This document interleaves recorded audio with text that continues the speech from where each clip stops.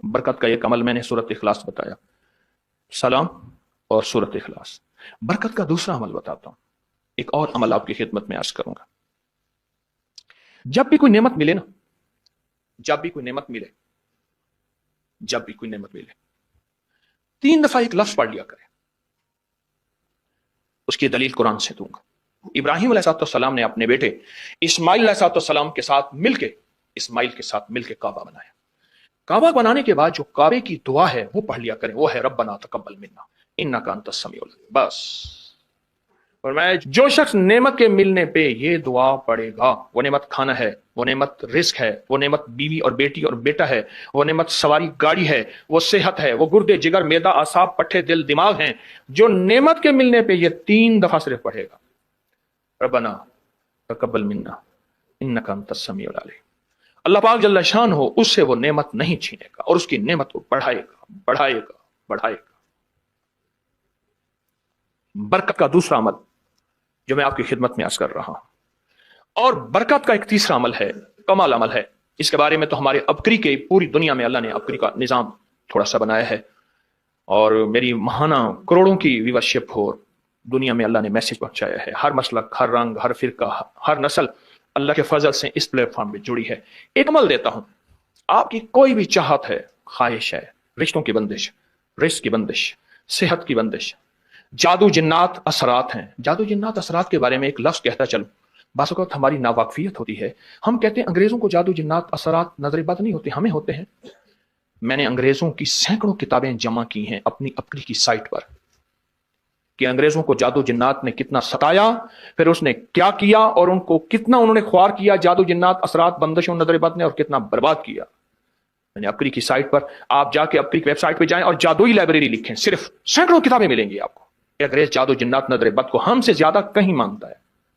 बाज़ वक़्त नावाकफियत पे हम ये मुंह से बोल बैठे हैं। आपकी कोई चाहत है, मैं एक अमल आपकी खिदमत में अर्ज करूंगा। दिन के किसी भी लम्हे, या अल्लाह दुनिया में ऐसी जगह कोई कहीं होती, या अल्लाह दुनिया में ऐसी जगह कोई कहीं होती, अकेले बैठे रहते याद तेरी दिल नशी होती, बस तन्हाई।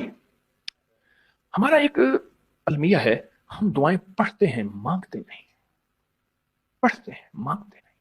अगर दुआएं मांगना सीखनी है, चौराहे पे जाएं, उसके हाथ सवाली, उसकी नजरें सवाली, उसके बोल सवाली, उसका लिबास सवाली, उसकी चाल सवाली, उसका हाल सवाली, उसका ढाल, उसकी जिंदगी का पल पल सवाली है। हम भी सवाली बन तो जाएं। हम मांगते नहीं, हम पढ़ते हैं दुआएं। मैंने ये दरखास्त करूंगा, आप जितनी मेरी बहनें बैठी हैं, भाई बैठे हैं, आपसे अर्ज करूंगा, हम दुआएं मांगे और दुआ के लिए वक्त निकालें, दुआ के लिए वक्त निकालें।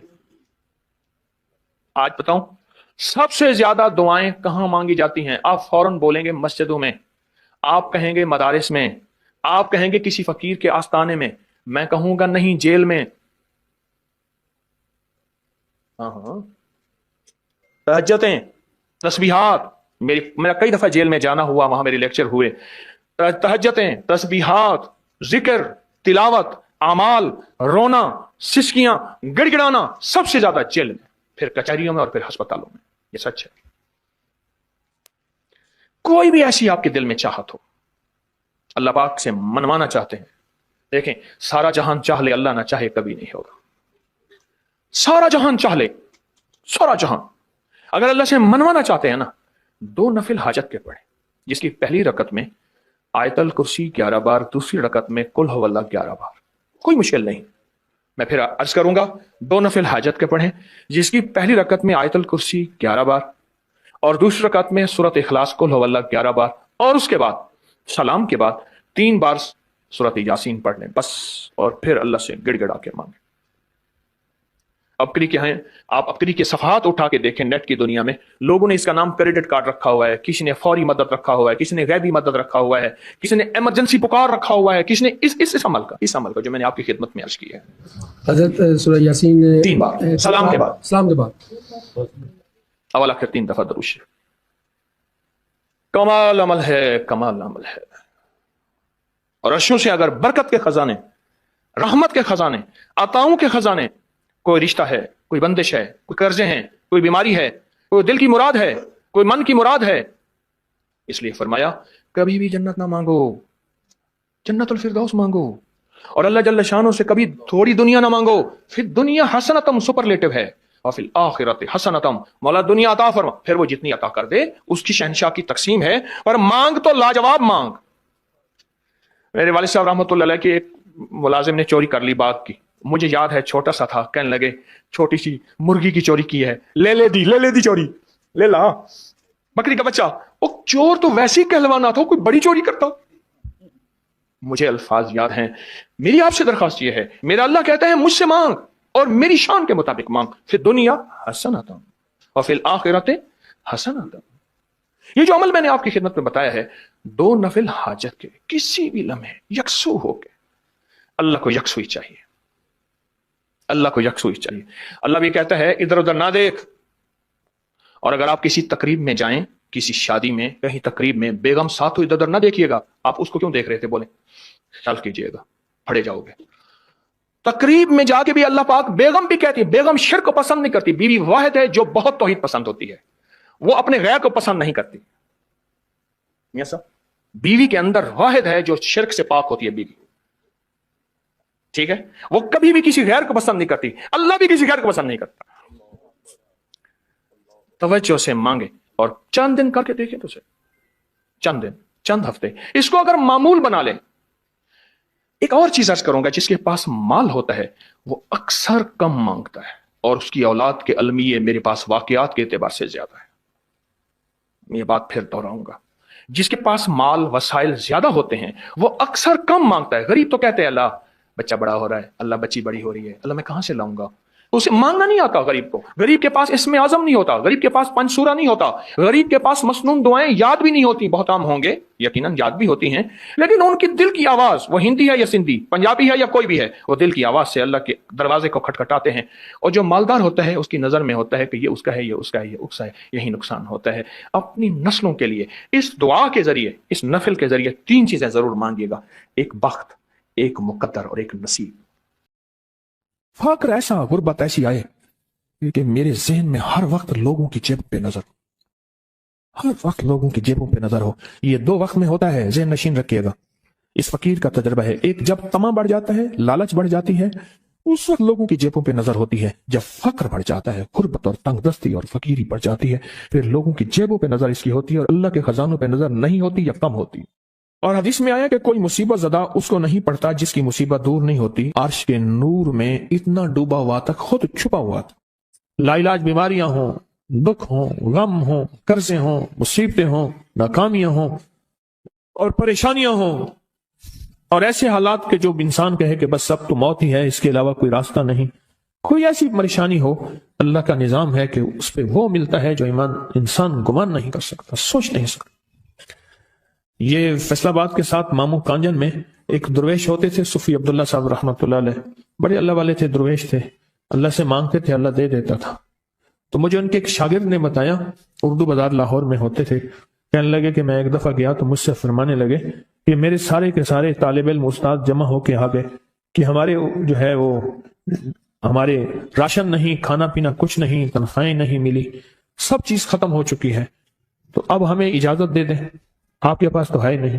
اچھا فرمایا مجھے چند دن دے دو، یہ اتنے اور دن صبر کر لیا، چند دن مجھے دے دو۔ تو فرمایا پھر بیٹھ گئے مصلی، اور جو سورۃ فاتحہ پڑھی نا جب آتے تھے نا، ایاک نعبد و ایاک نستعین، اس کو جو وجدانی کیفیت کے ساتھ، دل کی گہرائیوں اندر کے درد کے ساتھ پکارتے تھے، اتنا درد، اتنا غم، اتنا درد، اتنا غم جو پکارتے تھے کہ ایسے محسوس ہوتا تھا کہ زمین ساری کی ساری ہل رہی اور ہر طرف ایک نظام چل رہا ہے۔ اور جب پھر اس صورت کو پورا کرتے تھے، پھر سورۃ فاتحہ پڑھتے تھے، اور جب پہنچتے تھے ایاک نعبد و ایاک نستعین، پھر ایسے ہی جو ہے اس کو دہراتے تھے۔ پر بات یہ ہے وہ دعا پڑھتے نہیں تھے، مانگتے تھے۔ ایک ہے دعاؤں کا پڑھنا، ایک ہے دعاؤں کا مانگنا۔ وہ دعا پڑھتے نہیں تھے، مانگتے تھے، اور اللہ مانگنے والے کو دیتا بھی ہے، اللہ مانگنے والے کو عطا بھی کرتا ہے، اور اللہ کی رحمت مانگنے والے کے ساتھ سدا رہتی ہے، ہمیشہ رہتی۔ وہ دعا پڑھتے نہیں تھے، مانگتے تھے۔ بس کہا کہ ایسے مانگے، ایسا مانگا، ایسا مانگا کہ اللہ پاک کو ترس آیا۔ چند ہی دنوں میں فرمایا، اللہ نے دکھایا کہ یہ دیگ ہے، سونے کی بھری ہوئی ہے، اور میں نے آپ کے حوالے کر دی۔ اور تھوڑا سی ایسی جگہ ہٹائی تو وہ دیگ نکل آئی. تو فرمایا پھر مٹھیاں سونے کی بھر بھر کے دیتے تھے اور کہتے تھے اس کو حسب ضرورت خرچ کرنا, خیال کرنا, کہیں فضول خرچی نہ کرنا, اسراف نہ کرنا. اللہ کے خزانے ہیں اور برکت والے ہیں, کہیں اللہ ناراض ہو کے چھین نہ لے, کہیں اللہ ناراض ہو کے چھین نہ لے. کہ میں چاہتا ہوں میری 7 نسلوں میں ریس ختم نہ ہو جو مہنگائی اور حالات اور پریشانیاں میں دیکھ رہا ہوں.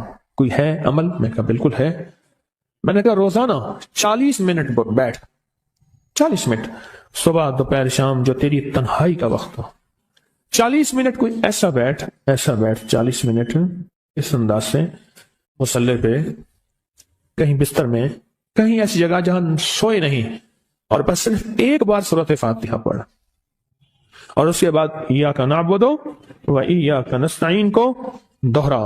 جاگ رہے ہیں, دیکھتے رہیں, مجھے دیکھتے رہیں, میں آپ کو دیکھتا رہوں.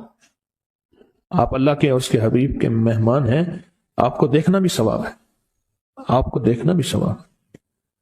تو میں نے اسے عرض کیا کہ بس اس کو وجدان سے پڑھو, ایسے پڑھ کے رونگٹے کھڑے ہو جائیں, آنسو بہنے لگ جائیں, دل کے اندر کا درد اور دل کا اندر کا غم اور اللہ کے سامنے حاضری, استحضار, اور یہ کیفیتیں تیری ہوں کہ بس اس کے علاوہ کوئی مجھے یاد نہ رہے. اس در سے پڑھ 40 منٹ. 40 کی عدد کے ساتھ کائنات کے رازوں کا بڑا تعلق ہے.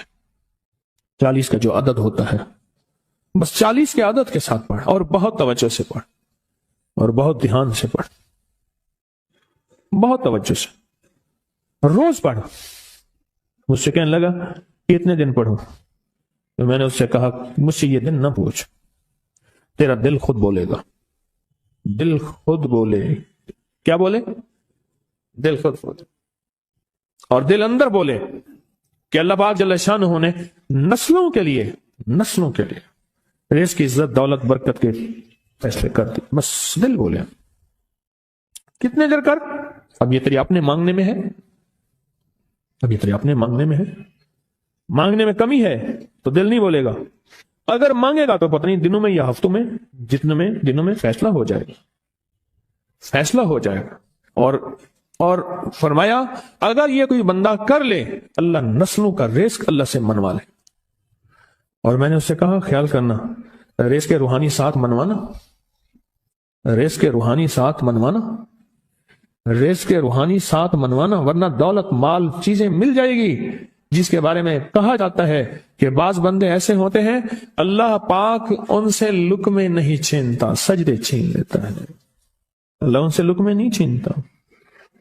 کیوں؟ رزق کے جسمانی دوسرے لفظوں میں مل رہا ہے, اور رزق کے روحانی اللہ چھین لیتا ہے. یہ جو آج آپ بیٹھے ہیں تسبیح خانے میں اور میں بیٹھا ہوں, یہ ہم روحانی دسترخوان پہ بیٹھے ہیں. یہ بہت بڑا دسترخوان لگا ہوا ہے, یہ دسترخوان ہے. سنا ہے در یار پہ بڑی دھوم ہے, سنا ہے در یار پہ بڑی دھوم ہے, وہاں عاشقوں کا ہجوم ہے. یہ روحانی دسترخوان ہے, میں بھی خود محتاج ہوں. یہ روحانی دسترخوان ہے.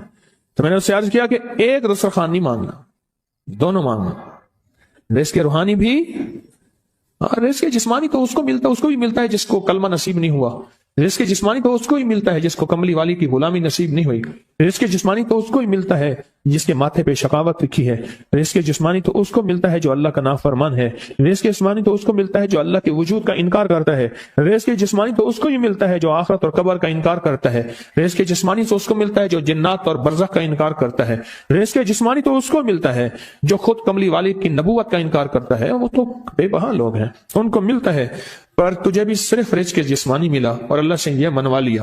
نہ یہ نہ منوانا, اللہ سے کہنا ہے اللہ رزق روحانی بھی دے اور رزق جسمانی بھی دے. دو رزق کٹھے عطا فرما. کون سا رزق؟ رزق اور رزق جسمانی بھی دے. کہیں ایسا نہ ہو کہ میری نسلوں میں صرف مال, دولت و چیزیں ہوں اور تیرا نام اور تیرے حبیب کا نام نہ ہو, تیرا نام اور تیرے کملی والے کا نام نہ ہو, تیرا نام اور تیرے دوستوں کا نام نہ ہو, تیرا نام اور تیری آل و اصحاب کا نام نہ ہو. کہیں ایسا نہ ہو میں محروم ہو جاؤں. مجھے آل اور محمد اور آل محمد اور اصحاب محمد کی نسبتیں یہ بھی ساتھ عطا کیے رکھ. میں نے اس سے کہا کہ دو چیزیں مانگنا. اچھا قدرت کا نظام ہے تو دیوانے بھی ہوتے ہیں, یقین والے ہوتے ہیں. آپ جیسے آپ مخلص بیٹھے ہیں اور پوری دنیا میں ہمارے ساتھ اس وقت مخلص بیٹھے ہیں جو ہماری آج کی محفل میں شریک ہیں, ہوتے ہیں دیوانے. اس نے یقین سے پڑھنا شروع کر دیا. مجھ سے کہنے لگا ایک وقت ایک جگہ ہو, بہت بہتر. میں نے اس سے کہا میں نے کہا پھر بھی اگر ایک وقت ایک جگہ میسر نہ بھی ہو تو اگر عمل کسی وقت چوک جائے، عمل کی جگہ چوک جائے، عمل کا وقت چوک جائے، مجبوری میں نہ ہو تو بہتر ہے، پر توجہ نہ چوکے، دھیان نہ جائے، استحضار نہ جائے، یقین نہ جائے، اور سچا یقین ہو، سچا یقین کہ میرا اللہ خود کہتا ہے یہ مانگنا بھی تو اسی نے دیا ہے نا، اسی نے مانگنا دیا ہے، جب اس کریم نے مانگنا ہی خود دیا ہے تو عطا بھی خود کرے گا۔ نہیں خوف نارے جہیم کا کہ کرم ہے مجھ پہ کریم کا، وہ خود عطا کرے گا مجھے، اس نے مانگنا دیا دے گا۔ یقین ہو ایسا ایسا ایسا ایسا، اتنا زبردست یقین ہو، اتنا یقین ہو اللہ کے ملنے پہ اور اللہ کے مانگنے پہ، اتنا یقین ہو کہ گمان اور خیال سے بالاتر یقین ہو، بہت زیادہ یقین ہو۔ یاد رکھیے گا میری بات، میری طرف دیکھتے رہیں، یاد رکھیے گا جس کو ملا ہے یقین کی طاقت میں ملا ہے، اور جس سے چھنا ہے بے یقینی نے اس سے سب کچھ چھین لیا، بے یقینی نے اس سے سب کچھ چھین لیا۔ جس کو ملا ہے یقین کی طاقت سے ملا ہے، یقین ہو کہ میں کر رہا ہوں اور اللہ مجھے دے دے گا۔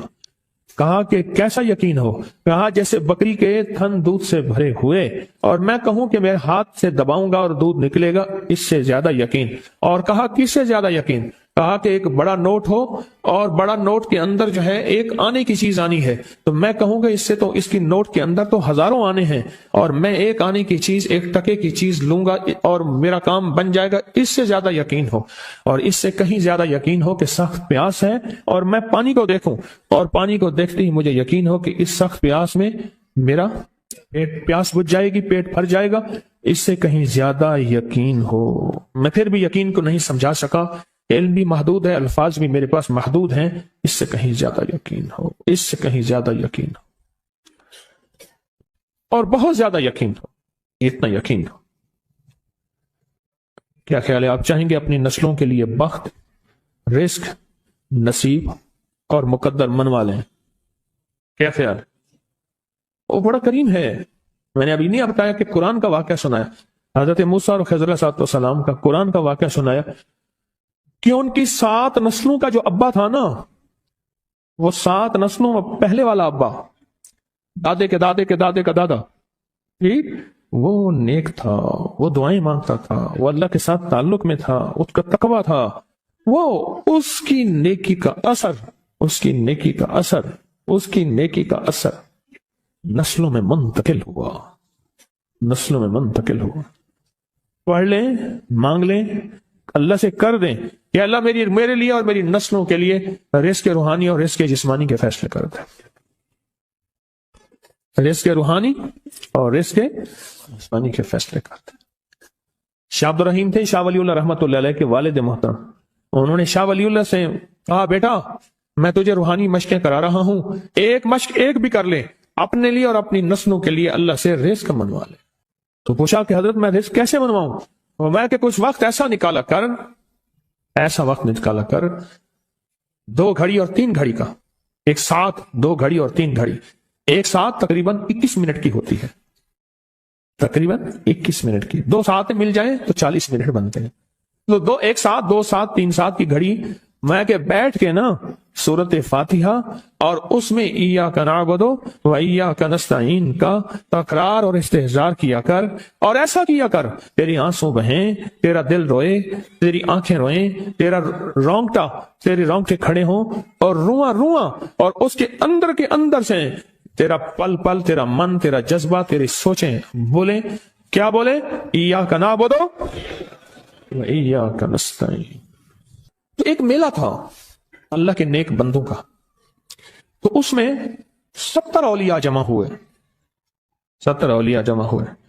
ہر اللہ کے ولی نے کہا کہ آپ کوئی ایسا وظیفہ بتائیں، ایسی تسبیح بتائیں، ایسا ذکر بتائیں جو اللہ کے عرش کو ہلائے اور جو اللہ کی ذات کو متوجہ کر دے، جو اللہ کے تعلق کو نصیب کر دے، ایسا ذکر، کوئی ایسی تسبیح بتائیں۔ فرمایا سب نے بتایا کہ سورۃ فاتحہ ہے، اور اب سب سے پوچھا سورۃ فاتحہ میں کوئی ایسا جز بتائیں جو سورۃ فاتحہ کا دل ہو۔ سورۃ یاسین قرآن کا دل، لیکن سورۃ یاسین کا دل سلام قولا من رب الرحیم۔ ہر سورت کے اندر اللہ پاک نے کچھ نعمتیں، کچھ نقطے رکھے ہیں، تو فرمایا سورت فاتحہ کا دل. تو میلے میں جتنے بھی اولیاء 70 بیٹھے تھے سب نے کہا کہ اگر سورت فاتحہ کا دل پانا ہے تو وہ صرف کیا ہے؟ ایاک نعبد و ایاک نستعین. اس کا مفہوم عام سادہ سے یہ ہے کہ مولا غلامی تیری در کسی اور کا. جب غلام تیرے ہیں، منگرے تیرے ہیں، بھکاری تیرے ہیں، محتاج تیرے ہیں، پھر در بھی تیرا ہے، پھر در بھی تیرا ہے، اور کسی کا در مولا نہیں ہے، پھر در بھی تیرا ہے. تیرے در کے ہم محتاج، تیرے بر کے ہم غلام ہیں. تو میں نے اس سے کہا کہ یہ وظیفہ کر، سارا دن پڑھی ایاک نعبد، اور کام بھی کرتا رہے، وضو بے وضو چلتا بھی رہے، یہ پڑھتا بھی رہے، پڑھتا بھی رہے، پڑھتا بھی رہے. چند دن چند ہفتے یہ عمل کر، اور رات سوتے ہوئے سورت فاتحہ پوری کر 40ویں، اور پھر درود پاک پڑھتے پڑھتے سو جا. 70 اولیاء نے فرمایا کہ جو بندہ یہ وظیفہ پڑھے گا اللہ کا عرش ہل جاتا ہے، اور فرشتوں میں کوہرام مچ جاتا ہے، اور فرشتوں میں اللہ کے بارگاہ میں فریادیں ہوتی ہیں کہ یا اللہ یہ بندہ ہے اور اس نے یہ عمل کیا ہے، یہ وظیفہ کیا ہے، اور ابھی تک اس کی دعا قبول نہیں ہوئی، اس نے یہ مانگا ہے ابھی تک دعا قبول نہیں ہوئی. فرشتوں میں یہ کوہرام مچ جاتا ہے. ایک اللہ کے دوست تھے، سوتے سوتے ایک دم اٹھ بیٹھے. اٹھنے کے بعد وجدانی کیفیت کے ساتھ جو ہے یہ وظیفہ پڑھنے لگے. تو کسی نے پوچھا کہ حضرت کیا ہوا؟ فرمایا میں نے دیکھا کہ اللہ کے عرش کے نیچے جنتی ہیں اور وہ ٹہل رہے ہیں، اور سب کی زبان پہ یہی وظیفہ ہے. محبت سے بلاتے ہیں، بہت زیادہ بلانے والے ہیں، ان کے ہاں چلا جاتا ہوں. میں نے دیکھا تو ان کا بھائی جو ہے ایسے چل رہا تھا تو ہاتھ میں تسبیح تھی، بات تھوڑی کرتا تھا، تسبیح زیادہ پڑھتا تھا.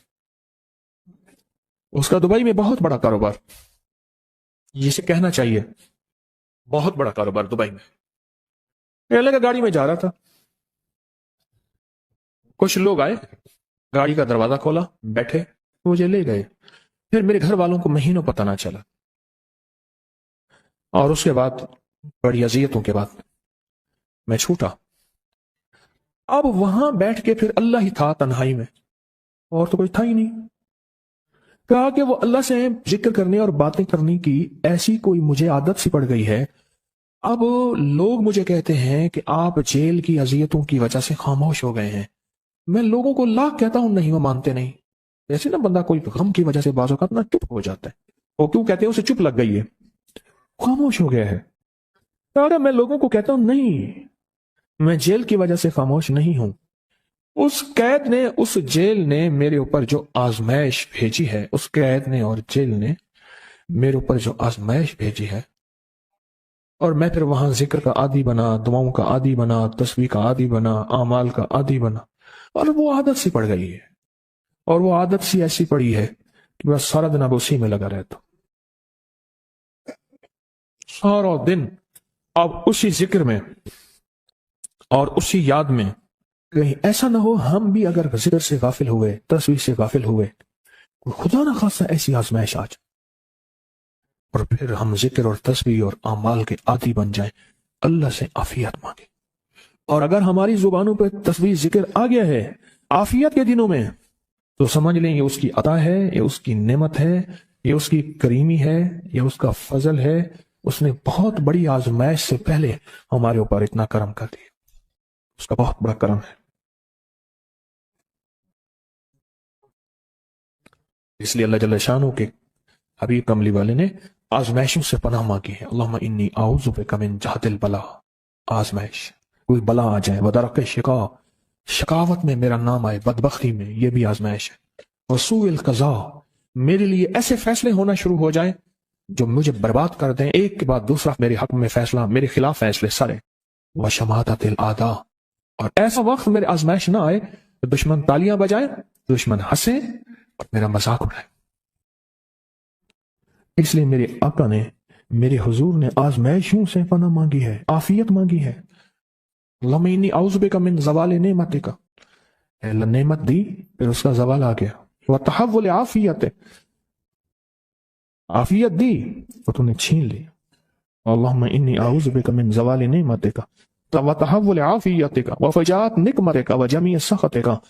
اے اللہ کو میرے اوپر ایسے حملے ہوں اور سختیاں میرے اوپر شروع ہوں، مولا میں اس سے پناہ مانگتا ہوں۔ میں مانگتا کیا ہوں؟ ربنا آتنا فی الدنیا حسنت، اسے دنیا کا بہترین پیکج مانگتا ہوں، اور فی الآخرت حسنت، تو اسے آخرت کا بہترین پیکج، شاندار، لاجواب، بہترین۔ ہاں، آزمائشیں، مصیبتیں، تکلیفیں، حوادث، حادثات، ناکامیاں، بیماریاں، پریشانیاں میں نہیں مانگتا مولا۔ اللہم انی اعوذ بک من الہم والحزن۔ ہم کہتے ہیں ٹینشن کو، انزائٹی کو، اسٹریس کو، ڈپریشن کو، اندر غم ہے باہر پتہ ہی نہیں، اس کو ہم کہتے ہیں۔ اور حزن کہتے ہیں جس پہ ہائے ہائے ہو۔ اے اللہ میں تجھ سے اندر کا دکھ جو مجھے دیمک کی طرح کھائے، اور باہر کا دکھ جو مجھے تڑپائے، اندر کا دکھ کھائے اور باہر کا دکھ تڑپائے، اے اللہ میں اس سے پناہ مانگتا ہوں۔ ہم والحزن، عجز والکسل، ایسا کہ میں عاجز ہو جاؤں یا میرے پر سستی غالب ہو جائے۔ کتنے لوگ ایسے ہیں ان کے اوپر سستی غالب ہے، بہت بڑی مصیبت ہے زندگی کی۔ میری آقا کملی والے نے اس سے پناہ مانگی، اللہ کے حبیب میرے آقا نے آزمائشوں سے پناہ مانگی ہے۔ اللہم انی اعوذ بک من الفقر والکفر، اے میرا مولا مجھے کفر سے اور فقر سے بچا۔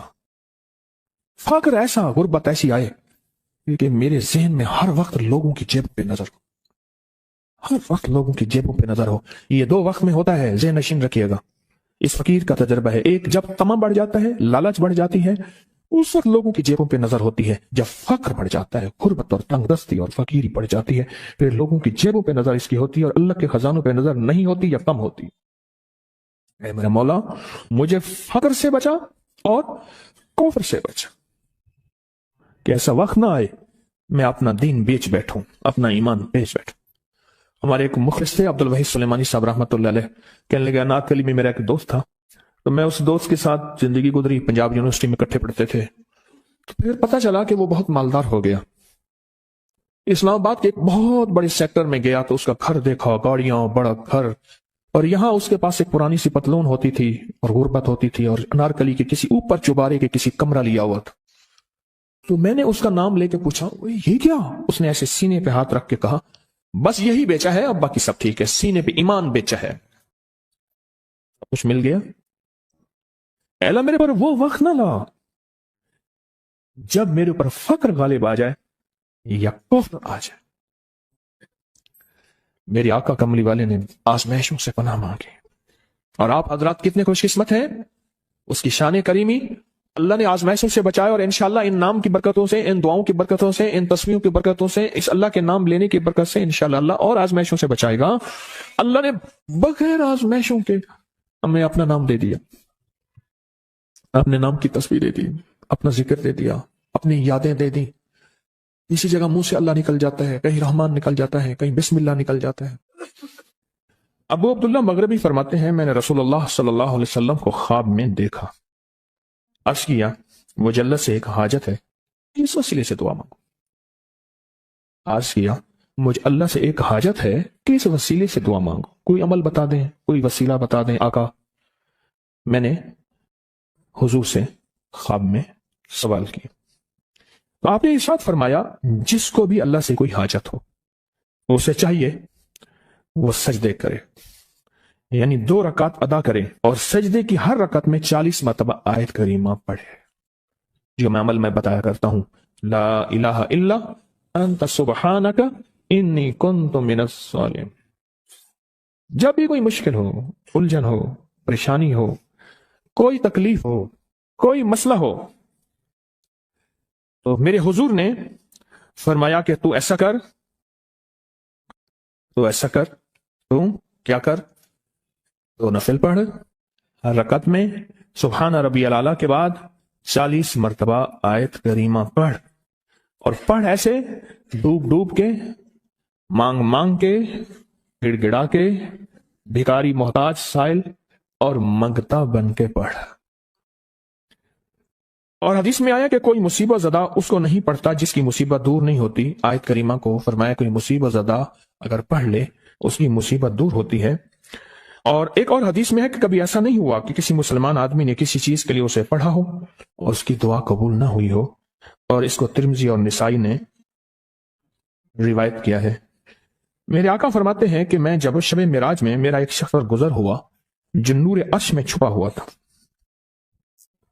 عرش کے نور میں اتنا